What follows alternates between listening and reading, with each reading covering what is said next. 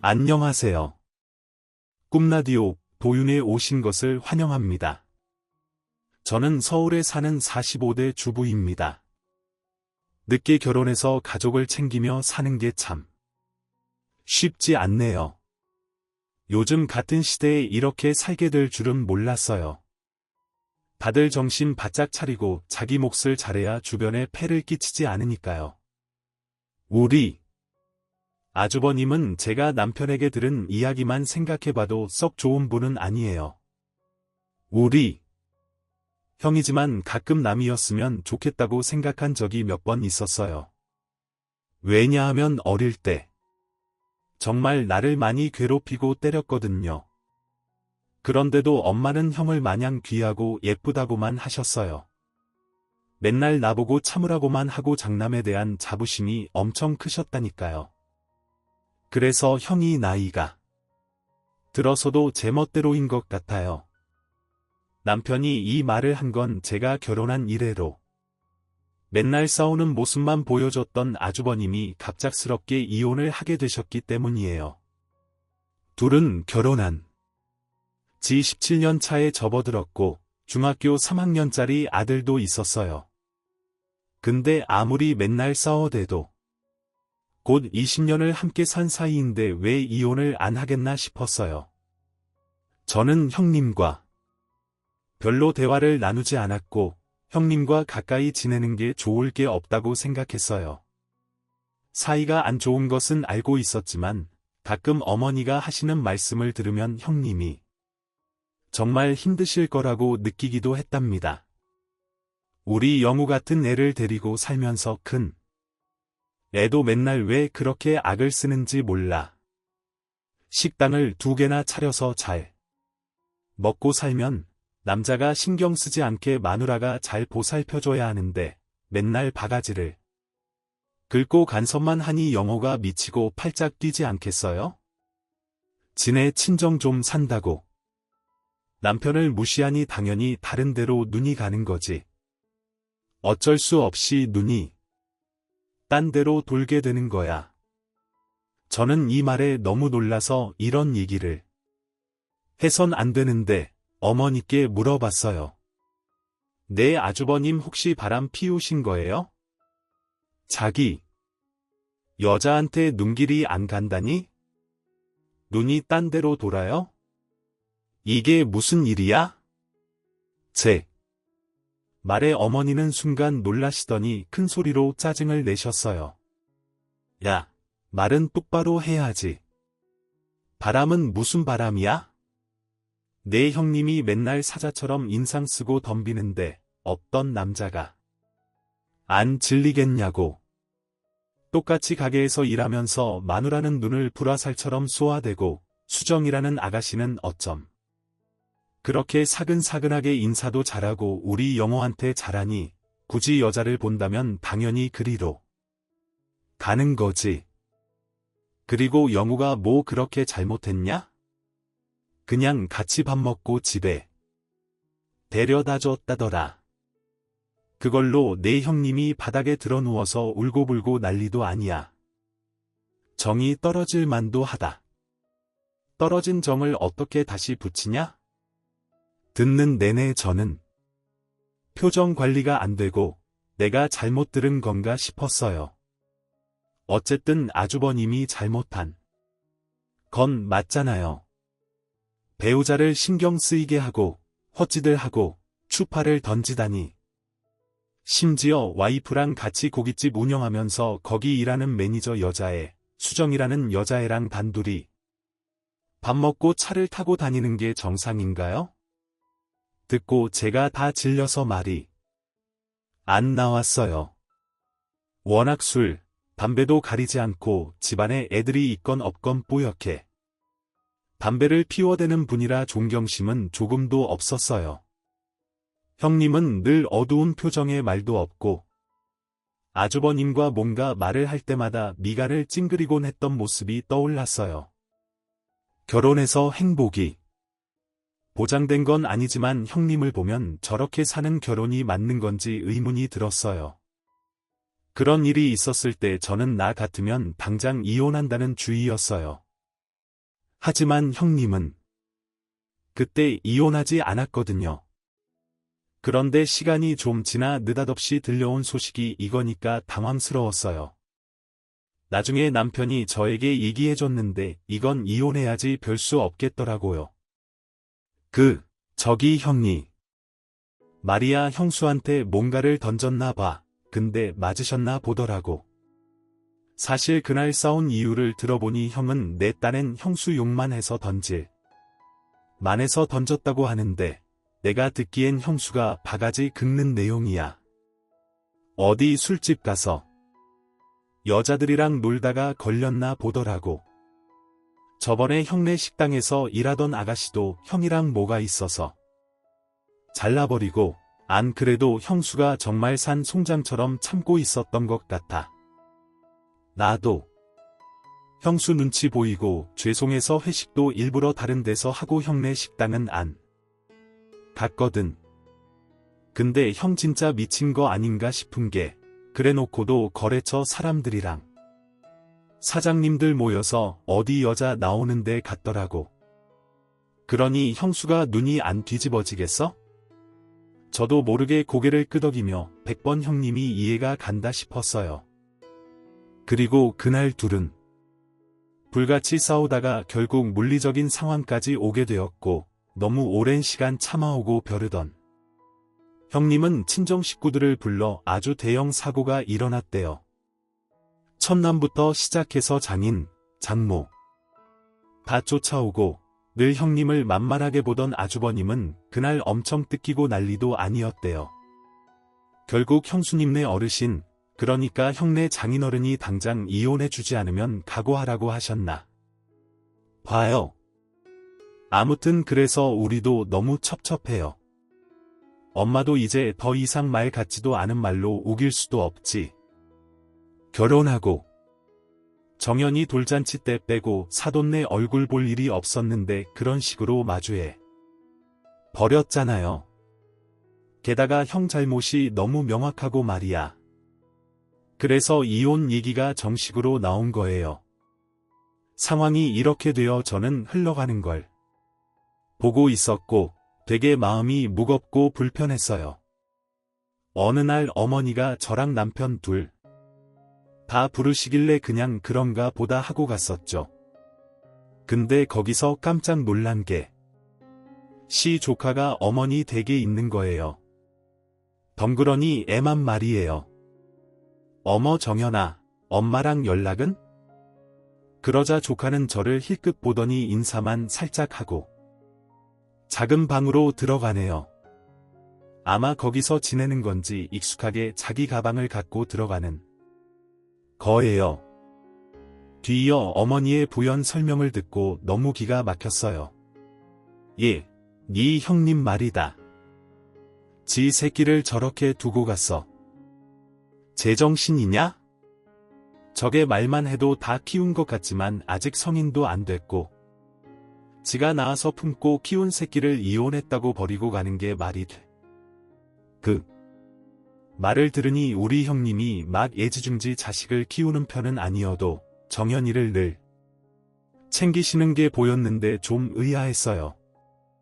하지만 어머니 말에는 약간 반감이 드는 게 그럼 온갖 사고를 다 치고 다니는 본인 아들은 왜 자녀 양육에 책임이 없나요? 이 결혼을 깨고 싶었던 건 형님이 아니고 형님이 피해자고 애만 불쌍하게 된 게 맞긴 하죠.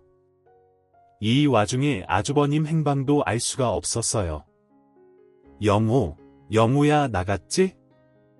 아이고, 걔가 지금 속이겠냐. 별일 아닌 일을 문제 삼아서 기어이 일을 버리고 지 엄마 아빠, 동생 다 데리고 와서 사람 하나 아주 등심 만들어 놨잖아. 내가 아주 네 형님 생각하면 분해서 잠을 못 자. 정연이 봐도 하필 어쩜 저렇게 지 엄마랑 똑같이 생겼냐고.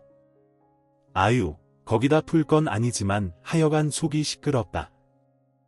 내가 어머니 말만 따라. 제가 스치듯 본 조카의 얼굴은 중학생 애치고 너무 그늘져 있었고 우울해 보였어요. 헌데 어머니는 이날 도대체 몇 개의 반전을 설명하시는 건지 듣다 또 놀랐어요. 영호, 재혼할 여자가 있다고 하더라. 그냥 애시당초 잘 됐어. 나는 진작 갈아치웠어야 한다고 본다. 솔직히 저 멀쩡한 애를 어떻게 호라비로 살게 하냐.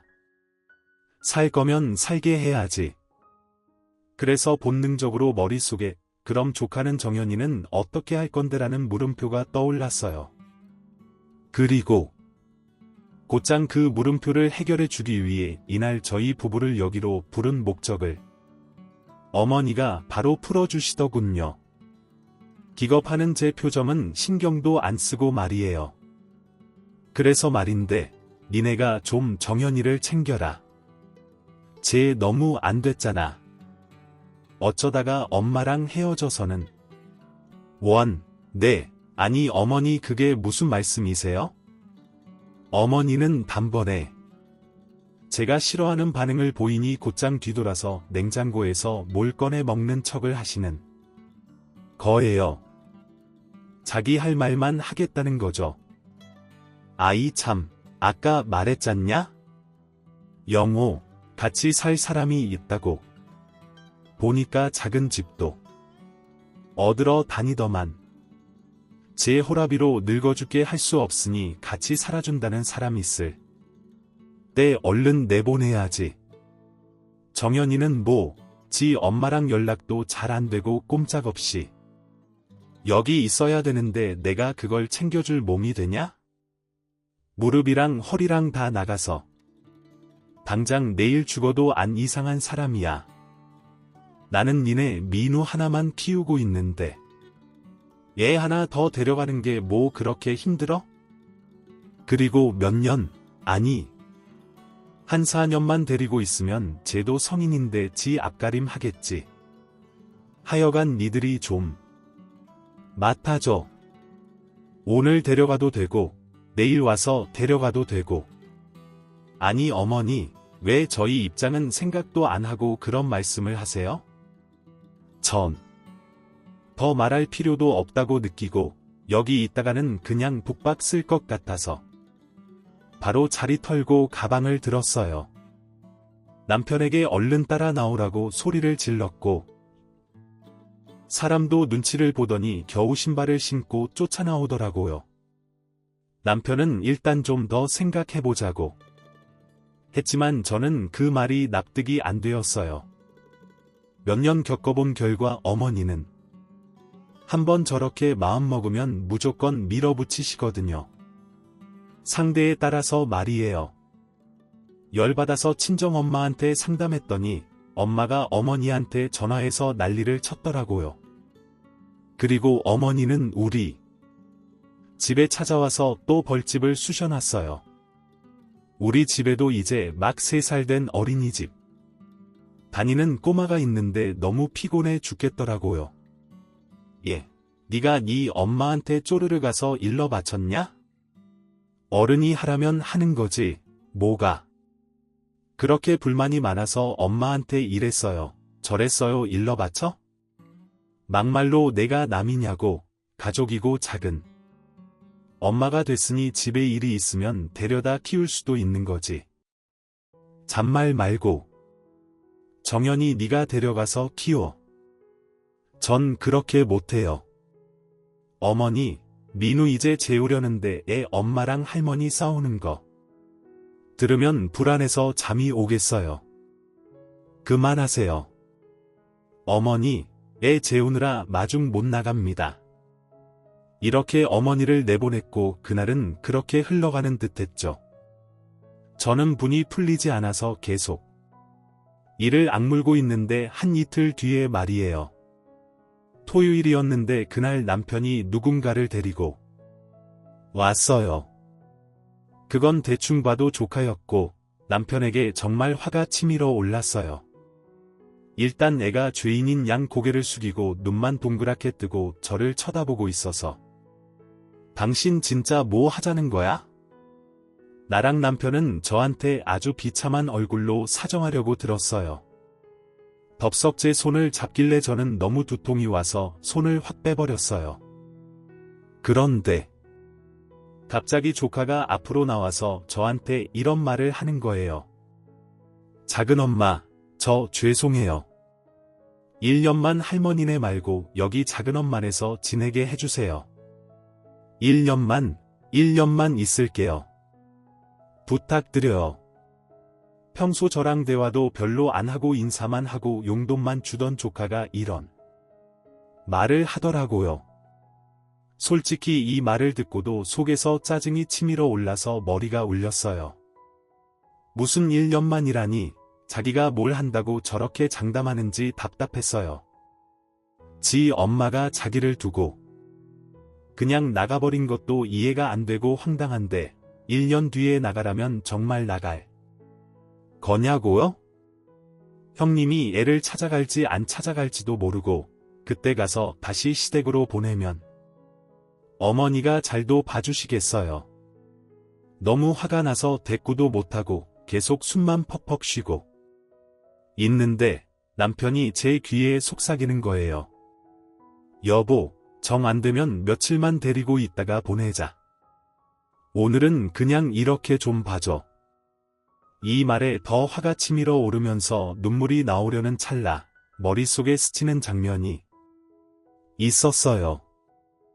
며칠 전 시댁에서 애를 안 떠맡겠다고 난리를 피우며 싸웠던 풍경이 떠오르더군요. 멀뚱멀뚱 제 눈치를 보며 현관에 서 있는 조카와 방 안에서 자고 있는 제 아들을 생각하니 다 똑같은 애들인데 참 뭐라 할 말이 없었어요. 어쨌든 애를 이렇게 세워둘 수는 없으니까 남편 말대로 며칠만 데리고 있기로 생각하면서도 마음이 복잡했어요. 마음대로 하라고 남편한테 화를 내고 안방으로 들어와서 이 닫고 그냥 자버렸어요. 어찌어찌 남편이 조카한테 갈아입을 옷도 주고 서재방 침대에서 재웠나 보더라고요.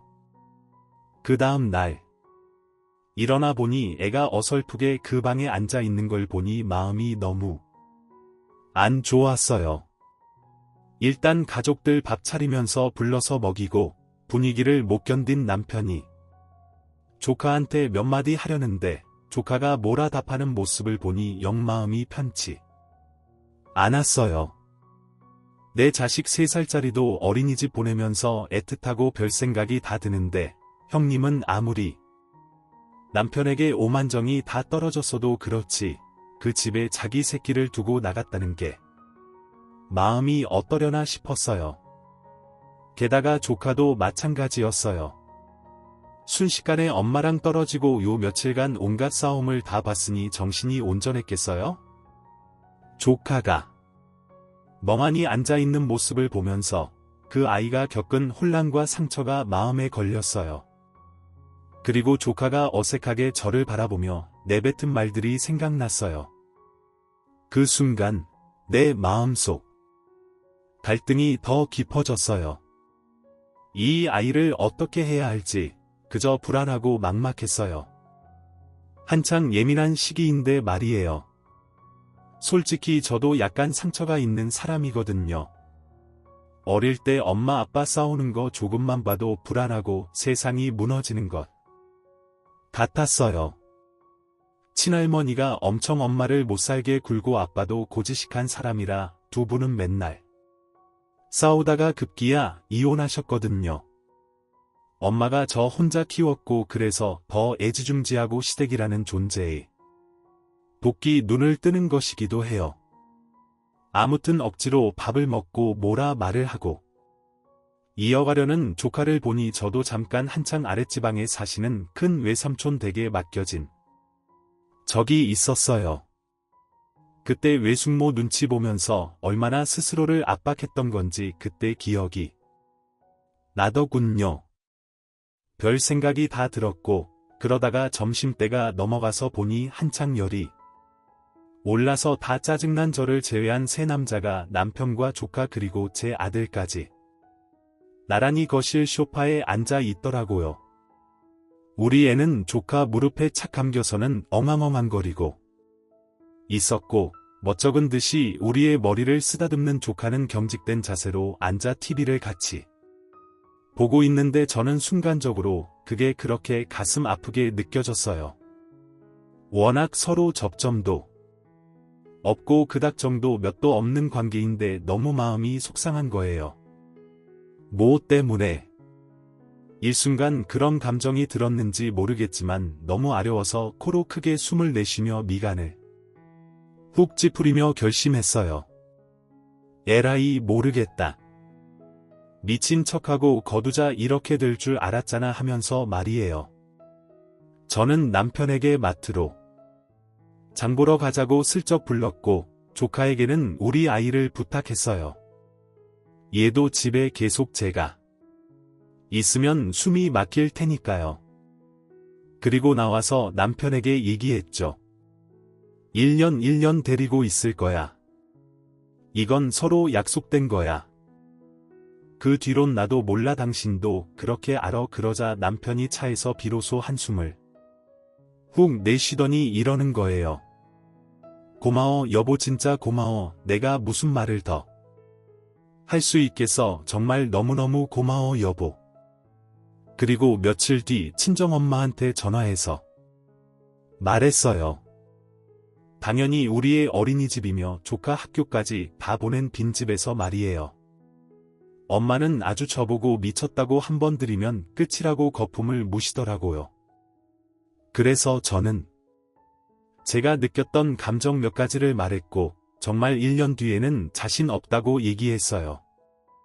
그랬더니 엄마도 아무 말 없이 듣다가 결국 이렇게 말하시더군요. 난 몰라 지.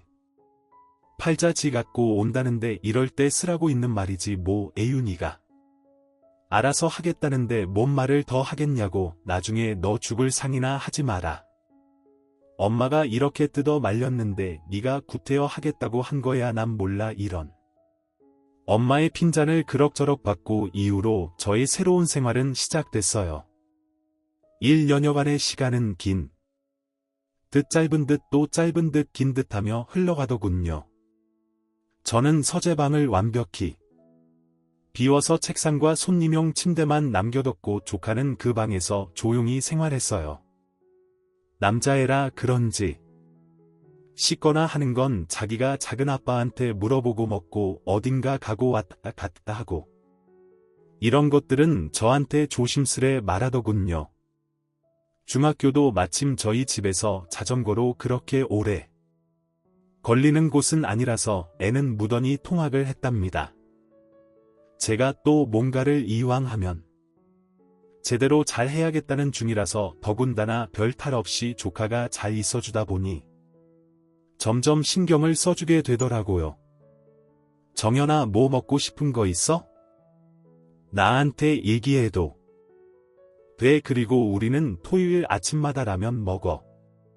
형님 아니 엄마는 어떻게 하셨어? 그러자 조카는 뭐든 다 좋다고 무던하게 대답을 하더라고요. 애라면 애고 뭔가 알 나이면 또 아는 애매한 시기라서 그런지 이런 부분이 저는 참 대답하기 어려웠던 것 같아요. 그런 와중에 저는 조카한테 도움을 받게 된 일이 하나 있었어요. 남편이 이때 지방 출장이 잦을 때였고 우리 애는 어린이집에 처음 다녀본 해였거든요. 그래서인지 보내기만 하면 아파서 오고 감기 걸려서 오고 구내염에 장염에 중이염에 온갖 유행하는 병은 다 걸려오는 거예요. 그래서 정말 한 달이 멀다 하고 고열이 자주 났었고 그때마다 저는 골머리가 아팠답니다. 한 번은 남편이 지방에 내려가고 없을 때 밤 늦게쯤 애가 열이 나기 시작하는 거예요. 조카가 우리 애랑 같이 있다가 저를 불러 살았어요. 작은엄마 민우 이마가 너무 뜨거워요. 애가 힘든 것 같아요. 이날 저도 무척 피곤해서 자려던 차에 이 말을 듣고 너무 지치더라고요. 근데 열을 재보니 39도가 넘었고 병원들은 당연히 문을 닫았고 막발을 동동 구르면서 마음껏 배를 알아보던 중 더 시간 끌지 말고 응급실로 곧장 가게 됐어요. 이때 조카가 같이 나와서 택시 잡는 것을 도와줬고 계속 울며 보채고 톡까지 하는 우리 애를 안아주고 물티슈로 닦아줬답니다. 생각해보면 이날 저도 얼마나 미안했는지 몰라요. 애가 막 열 때문에 경기 일으키며 뒤로 넘어가고 빽빽 소리를 지르니 택시 안에서도 눈치가 보이고 조카도 아직은 애잖아요. 13살 차이가. 나는 형이라지만 아직 학교 다니고 있는 앤데 기저귀 차는 동생 같이 데리고 저랑 응급실 걸어 다녀주고 그 새벽에 그러고 있었던 게 너무 미안했어요. 정연아 미안해. 너까지 데려온 게 아닌데 어떡하니? 너 내일 학교 가야 되는데 너무 피곤하겠다. 그러자 조카는 괜찮다면서 옆에서 졸고 있는데 갈수록 더 측근함과 미안함이 더해졌어요. 아이는 이때 어찌어찌 진정시키고 약 처방받아서 다시 택시 타고 돌아왔고 그렇게 요란한 새벽을 보내고 다들 뻗어버렸네요. 친정엄마에게 이 이야기를 했더니 엄마도 좀 그러셨던 건지 다음 날 반찬을 잔뜩 해가지고 오셨어요. 나 민우 외할머니야. 여기 이쁜 애가 있다고 해서 와봤다. 이거 너도 먹어. 할머니가 삼계탕이랑 반찬 맛있는 거 많이 해왔어. 같이 먹어라. 응. 엄마는 그렇게 말을 하면서 우리 조카를 물끄러미 보더라고요. 조카도 머쓱해했고 이날은 엄마가 조카 학교까지 태워다 주셨지 뭐예요? 계속 불편하다는 애를 한사코 우겨서 데려다 주고 왔어요. 새벽 내 고생만 했다는데 자전거 타고 어떻게 가냐. 남의 자식 맡아서 키우는 건데 사고라도 나면 어째. 내가 얼른 데려다주고 볼일 볼 테니까 그냥 보내. 그렇게 참 이상한 조합으로 친정엄마와 제 조카는 문을 나섰고요. 아무튼 이 이후로 우리는 그럭저럭 잘 지냈던 것 같아요. 우리 애도 자기보다 13살 미인 형아가 놀아주니 너무 좋아하고 물론 맨날 일정한 가족만 있던 우리 집에 한 식구가 늘어난 건 보통 일이 아니긴 했어요. 불편한 것도 좌절하게 많았지만 되돌아보면 우리 못지않게 조카도 참 노력했다는 생각이 들어요. 그러다 보니 시간이 흘러서 가을쯤 되었고 저도 고등학교 입학을 앞둔 조카가 좀 걱정스럽더라고요. 조금씩 자기 얘기도 하는 걸 들어보니 공부는 보통이었던 것 같아요. 그래서 저도 어린이집 엄마 중 늦둥이를 키우는 분한테 물어물어 학원 얘기를 꺼내게 됐어요. 남편은 처음에 미안해하다가 고마워하면서 결국 조카를 데려가 집 근처 수학학원에 등록시켜줬답니다. 물론 그전에도 영어며 수학이며 다 했지만 아빠는 자기랑 완전히 다른 삶을 살고 있고 엄마랑도 연락이 안 되잖아요. 간신히 살 곳을 찾아 학교만 다니고 있는데 학원은 생각도 못하고 있었죠. 그때 등록해주면서 저는 참 갑갑하고 또 이해가 안 됐던 게 형님 집 못 사는 것도 아니고 여유 있는 집이라면서 왜 애를 이렇게 두고 잠적해버리나 하는 거예요. 적어도 형님은 안 그럴 것 같았는데 버려도 아주버님이 그랬으면 모를까?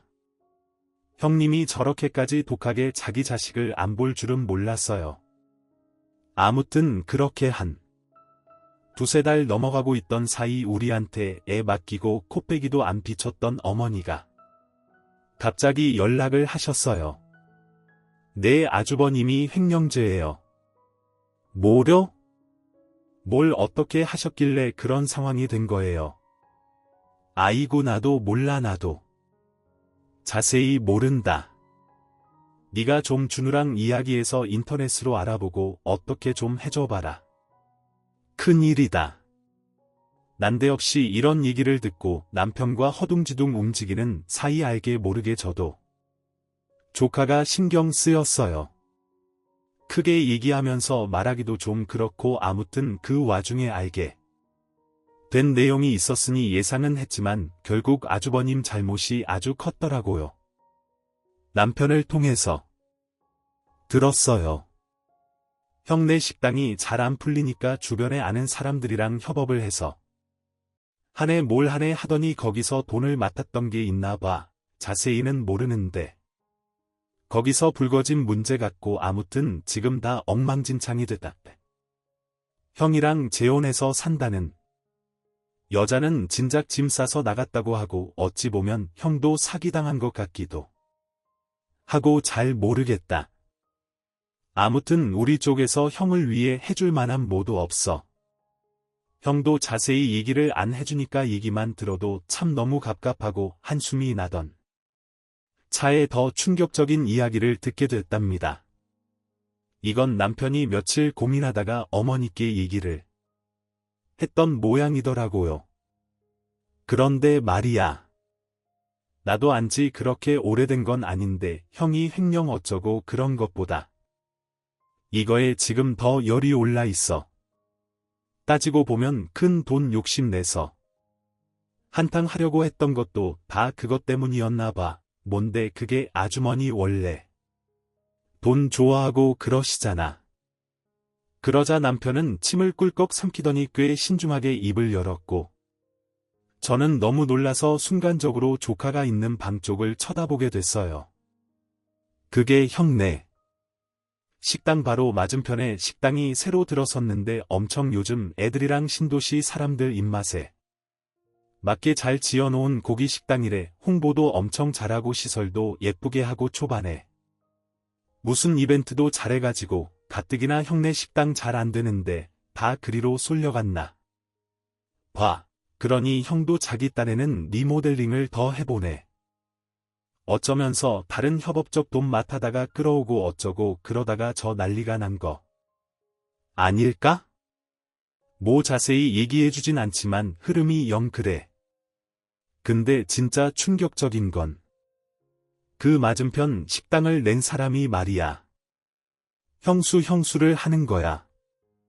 그래서 형이 더 노발대발하고 발작 수준으로 난리를 쳤었나 봐. 여기서 저는 온 시선과 말이 움직일 곳을 잃고 멍해져서 그대로 몸이 굳어버렸어요. 거의 1년간 연락도 안 되었던 형님은 어찌어찌 이혼을 했을지언정 맨날 사고만 치고 자기한테 모든 덤태기를 뒤집어 씌웠던 전 남편을 그냥 둘 수 없었나 봐요. 원래 집 형편이 여유가 있으셨다지만 진짜 작정한 복수일 수밖에 없겠더라고요. 심지어 남편조차 자기 형수를 어찌 되었건 이해는 간다는으로 말을 할 정도면 아주버님이 어지간히 자기 부인한테 원한 살 짓을 했던 게 아닐 거예요. 형수도 형수지만 나는 형수를 마냥 욕할 순 없을 것 같아. 나도 우리 형을 잘 알잖아. 팔은 안으로 굽는다지만 보통 굽히기가 힘든 사람이야. 우리 형 그리고 형은 결혼 전부터 여자 문제들이 좀 있어서 내 개인적인 바람은 저러고도 장가를 잘 가나 했던 거야. 다행히 형수님이 좀 생각이 있는 분이라 초창기에는 형도 잘하는 거 같았어. 같이 대출받고 어쩌고 해서 식당도 내고 애도 낳고 근데 그 뒤로 계속해서 줄줄이 사고를 치는 거지.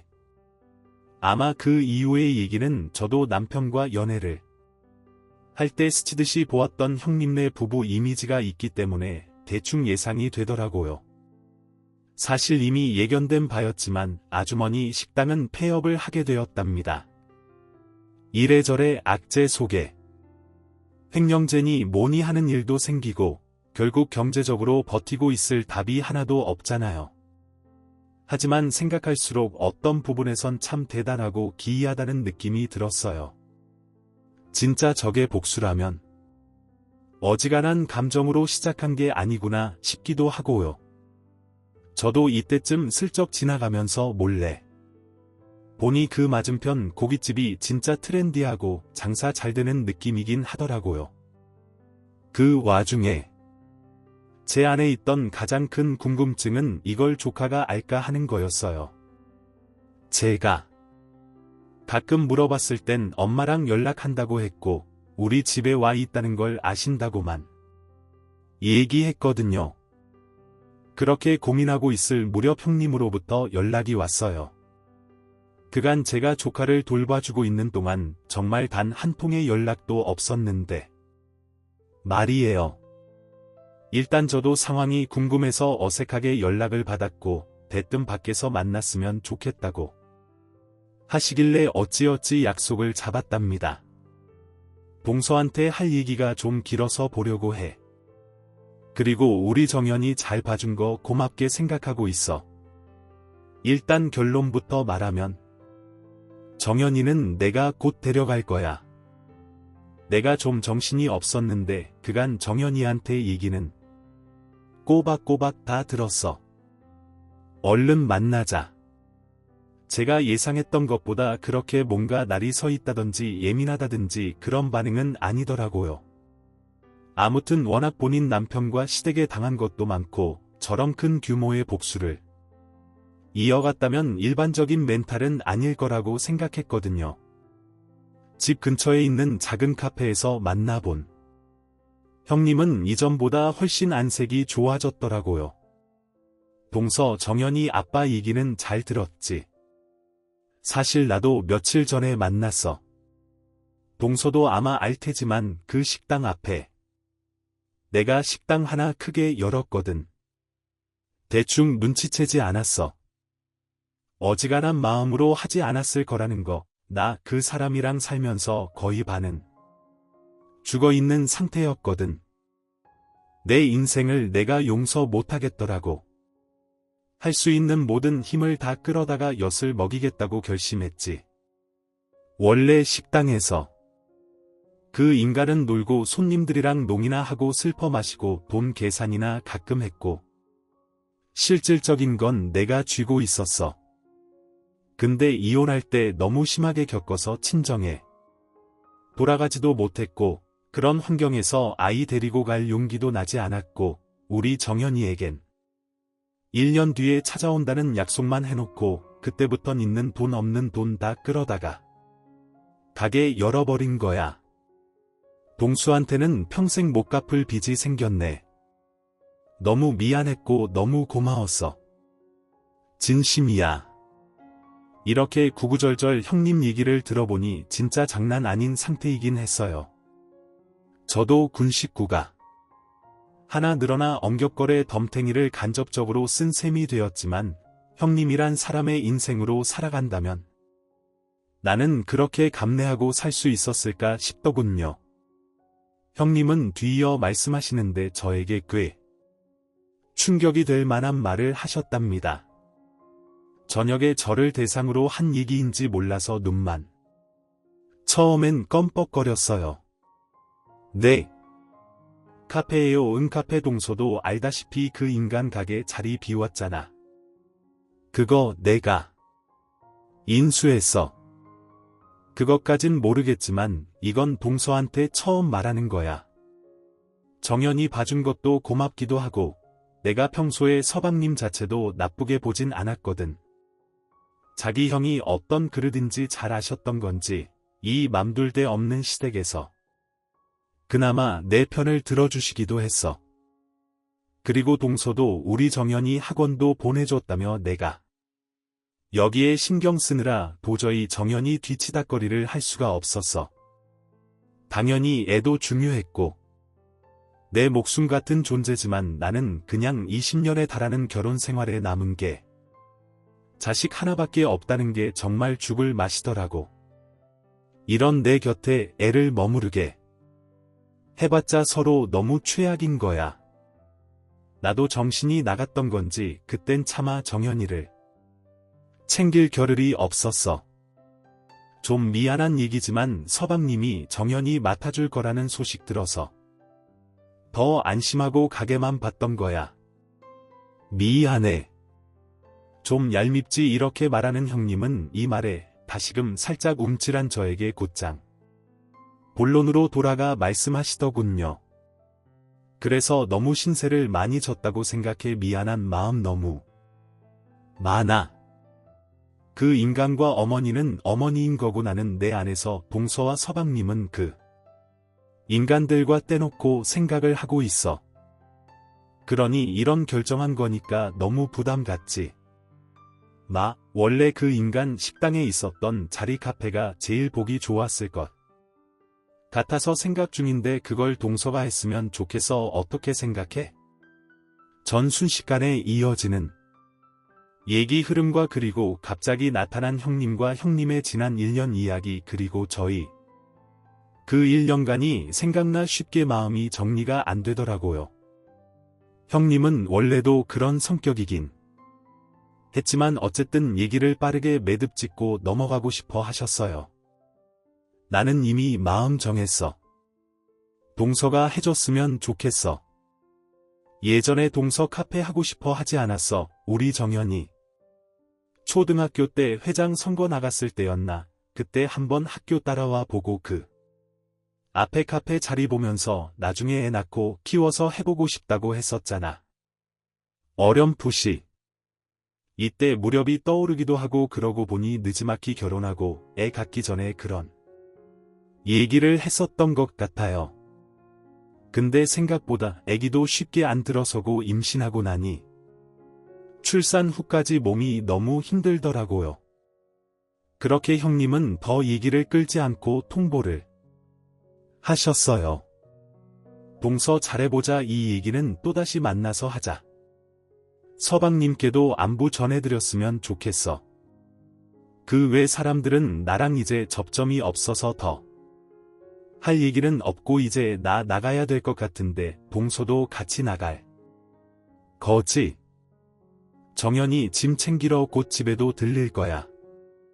얘기가 이렇게 되어 저는 집에 왔고 남편과 통화하면서 오래도록 얘기를 했답니다.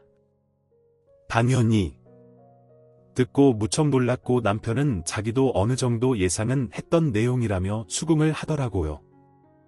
그러면서 이렇게 말을 하는 거예요. 당신 그 카페 그냥 받는 게 어때? 이미 형사님도 그렇게 정하신 거잖아. 근데 나는 이건 좀 어떻게 해야 될지 모르겠어. 답이 안 나와. 그러자 남편은 생각보다 시간을 길게 끌지 않고 바로 말하더라고요. 당신 고생한 거 맞잖아. 형수님도 그렇게 하고 싶어 하시고 그럴 사정도 되시고 그러면 더 고민할 게 뭐가 있어? 그냥 받으면 되지. 나부터도 당신이 정연이 봐준 거 이렇게 고맙고 짠한데 엄마인 형수님이 알아서 보상해 주신대잖아. 그럼 다행이고 잘된 거지 뭘. 그거 치고 좀 과하다는 건 나도 알아. 우선 받고 나중에 작게라도 살해하는 게 어때? 이런 부분에서 보면 정말 형이랑은 너무 안 닮았다는 생각이 들더라고요. 당연히 이 부분은 저도 좋게 생각하는 부분이고 그렇게 저와 남편들은 쉽지 않게 이 제안을 받아들이게 됐습니다. 그걸 고깝게 보는 정도가 아니라 드러누워서 시위를 하는 사람이 있었으니 그건 바로 저희 시어머니였어요. 사실 어머니 입장이 이해가 안 가는 건 아니에요.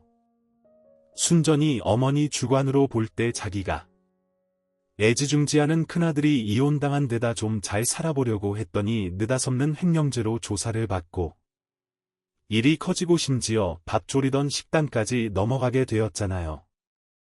알고 보니 그 자리를 인수한 건 전 며느리였고 가게 앞에 새로운 식당을 세워보닌 아들이 망했으니 어디 그냥 감당할 만한 일이겠네요. 내가 너무 오래 살았나 보다. 진짜 미치겠다. 아주 돌아가신 내 아버지 생각나서 못 견디겠어. 아니 큰애랑 그 사돈 총각이 같이 하는 거라고. 세상에 지 남편이 그걸 10년 넘게 붙들고 있을 때도 아무것도 안 하고 있더니만 이혼했으면 그만이지 아주 누구를 말려 죽이려고 사단이 났나. 게다가 그걸 그대로 사간 게 큰 애라고. 그리고 그걸 갖다 니들이 준다 했다고 찻집인지 모시기를 해서 뭐하게 주노. 너는 정신이 있는 애냐? 네 형이 지금 저 꼴이 됐는데 형수랑 연락을 하고 자빠졌어. 아이고 진짜 망할 집구석이 다 됐네. 내가 괜히 김씨 집안에 시집을 와가지고 자식 새끼 둘이 있는 거 줄줄 있다. 망조가 들었네. 그러면서 어머니는 온갖 한풀이를 하시더라고요. 사실 저희도 수락한 입장에서 그냥 그 자리에 있는 카페만 조용히 할까도 생각은 했었어요.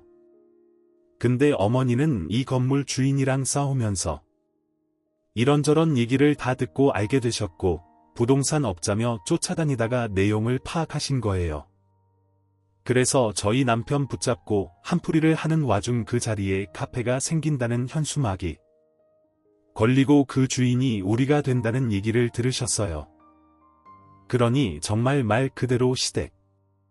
거실 바닥에 누우셔서는 가슴을 쳐가며 저 난리를 피우시는 거예요. 저야 예상했던 반응이고 한 30%까지는 어머니를 이해해 보려고 했는데 그 뒤로 쫓아나오는 말이 가관도 아니었어요. 이런 어머니를 형님은 20년 가까이 상대해야 했던 건가 싶어서 새삼 어린 나가더군요. 야, 작은 애야, 너 똑바로 말해봐라. 너 좋은 말할 때 풀어. 얼마나 처받아서 잔말하지 말고 그거 내놔. 그거 너 혼자 받아야 될 돈이 아니야. 지 남편 등골 빼고 골수 빨아먹어서 만든 돈이라고. 그런데 무슨 찻집을 해당장 못한다고 해? 아니면 그거 받아서 놔줘라. 그걸로 네 아주머닌 좀 살게 해주자. 여기서 전 너무 기가 막혀서 표정 관리가 안 되더라고요. 남편이 곧장 막아서지 않았다면 그 자리에서 써붙이려고 했었으니까요. 엄마, 그게 할 말이야. 형이랑 형수 살 때도 엄마가 형이랑 편만 먹고 형수 못 살게 굴지 않았어. 정연이 혼자 됐을 때도 엄마가 손주 키우기 싫어서 우리한테 보냈잖아. 이 사람 진짜 고생 많이 했어. 넉넉하지 않은 형편에 정연이 학원까지 보냈다고 엄마는 이게 쉬운 일인 줄 알아. 진짜 기가 막힌다. 관심 좀 제발 꺼줘. 나는 엄마한테 허락받으러 온 것도 아니야 이러면서 남편이 대신 싸워주더라고요. 물론 당연히 어머니는 이런 말을 받아들이지 않았어요. 저희 집에도 찾아와서 나와라 어째라 아주 발작을 하시고 하도 쫓아오시는 통의 형님이 조카를 데리고 갈 때에도 피해서 보내느라 애먹었습니다. 집만 따로 해서 형님네 가게에 가져다 놨고 정연이는 우리랑 인사하고 잘 따르던 동생인 우리 애랑도 인사하고 자기 엄마 기어 들어갔어요. 형님도 어머니 반응을 궁금해하시더라고요. 형님 뻔한 반응이에요. 난리가 났고 어머니는 이 상황을 조금도 못 받아들이고 계세요. 아마 카페 차릴 때 방해하실 수도 있을 것 같아요. 형님은 그런 거 전혀 상관없다면서 본인이 먼저 경고하겠다고 하시더군요. 이후에 뭐라고 연락이 갔는지 모르지만 영업방해니 뭐니 해서 법적으로 세게 경고를 하신 것 같아요. 왜냐면 우리 어머니는 어지간한 말재간으로 이겨낼 고집이 아닌데 형님은 아마 어머니를 잘 아시니 그런 거다 생각해서 엄포를 놨겠죠. 이후자는 공사가 들어가서 계속 시시때때로 나가서 들여다보고 있고요. 지인 중에도 학교 부근에 카페 하시는 분이 한 명 있어서 팁을 얻고 밤낮으로 공부를 하는 중이에요. 사실 이런 상황이 현재로선 크게 실감이 나는 건 아니지만 시간이 지나면서 차차 받아들이게 된 것 같네요. 어머니로부터 연락도 그 후로는 이어지지 않고 형님과의 카페에 관련해서 정기적으로 미팅을 하고 있어요. 하지만 일정 시기가 되면 완전히 이임하신다고 해서 그때를 대비한 공부도 준비를 해야 될 것 같네요. 참 많은 일이 있었지만 인생의 흐름은 예측하기 어렵다는 것을 다시금 느낍니다. 저는 제 역할을 다하며 열심히 살아가겠습니다. 여러분도 항상 건강하시고 제 이야기를 들어주셔서 감사합니다. 오늘도 저희 채널을 찾아주셔서 진심으로 감사드립니다. 더 좋은 이야기로 찾아뵙겠습니다.